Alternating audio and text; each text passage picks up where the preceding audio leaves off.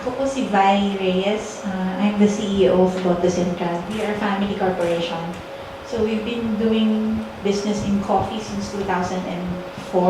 But prior to that, iba-iba po ang naging negosyo namin. Kaya po kami Boto Central, magbobote po kami dati. Totoo po yan. But we've been doing sustainable or practices for bottle cleaning, bottle washing. It's the specialized kind of bottle post-processing. So we have always been practicing social entrepreneurship. Prior to that, ang tawag po namin dyan is fair trade. Although it's a higher level of social enterprise. Mas mahirap po, mahirap po talaga yun. The problem right now we try to address is in the industry level for coffee. Dahil po ang kape po natin ay, since yung nag-umpisa po kami magkape ay wala po talagang Filipino coffee to speak of. There was no price for coffee at all. So what we did was to give a price, the fair price for the farmers.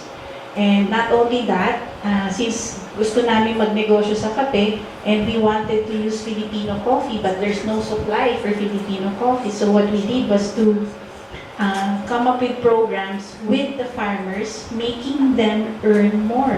But we do not let the farmers earn more by just paying higher prices for green beans. Otherwise, hindi matatapos ang increase ng price niya.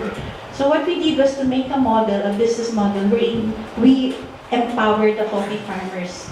And we were able to empower the coffee farmers by using science and technology.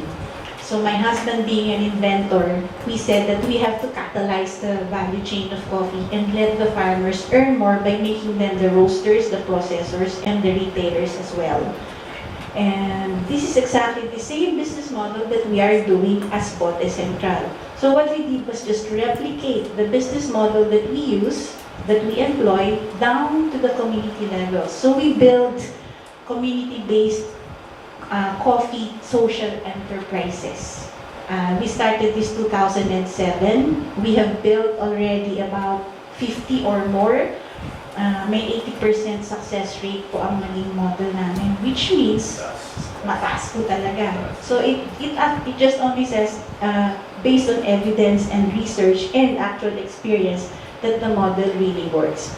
And thankful, inano na siya ng ibang government agencies, Department of Agriculture, DTI, DOLE, DOST, DAR, and Coconut Authority. They're all talking about one thing, empowerment of coffee farmers, making them community-based or transforming them to become community-based coffee social enterprises. So I believe that the social enterprise framework works for empowerment if and only if we put all the factors therein.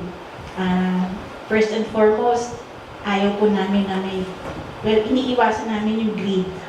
Yan po lagi ang tumatalo sa atin. When we become greedy, we don't know when or where or how to stop.